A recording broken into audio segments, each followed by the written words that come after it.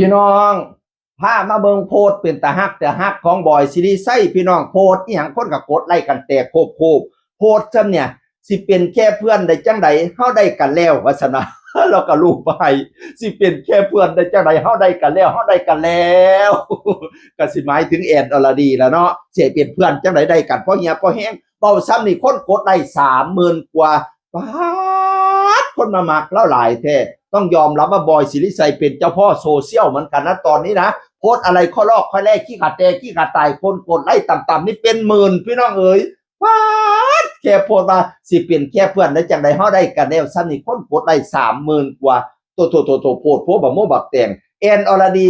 บอยเป็นผู้ส่งแอนอรดีก็เป็นผู้ตบดีเด้ตบกลับด้วยแอนอรดีนะเว้าเลี้ยงตะก้อเว้าเลี้ยงบอลเล่นบอลเด้อบ่แม่นตบแนวอื่นเด้อซุมเจ้าอย่ามาด่ามาข่อยเด้อผู้นึงส่งขึ้นปั๊บผู้นึงก็ตบพวกซั่นน่ะเข้าใจบ่ บอยส่งมาผัวส่งมาเมียก็ตบพวกกลับเลยเมียก็ว่าโอ้ยรูมเมทพะนะ เป็นรูมเมทกันสิเป็นแค่เพื่อนได้จังไดเฮาได้กันแล้ว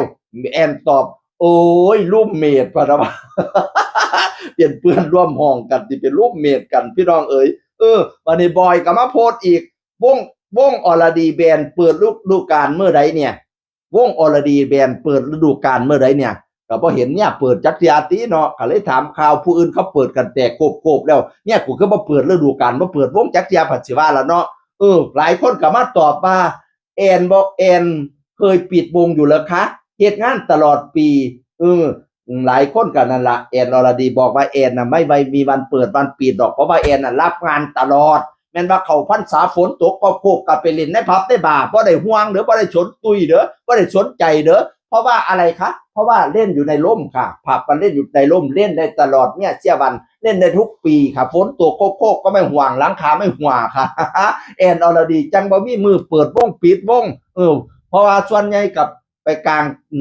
างแจ้งก็100นึงเป็นในผับก็100นึงเขาก็ปรับงานแล้วเนาะช่วงฝนก็มาเข้าผับฉะนั้นแล้วแอนไม่ปิดวงไม่เปิดวงค่ะมีตลอดทุกเมียเสียวันที่13นี่ล่ะหวังจะได้หยุดพร้อมกันพี่น้องเอ้ยได้อยู่พร้อมกันผัวเมียลูกพ่อแม่ลูกน้องเพชรน้องพลอยพากันไปกินข้าวพุ่นน่ะโอ้ยใครพากันมีความสุ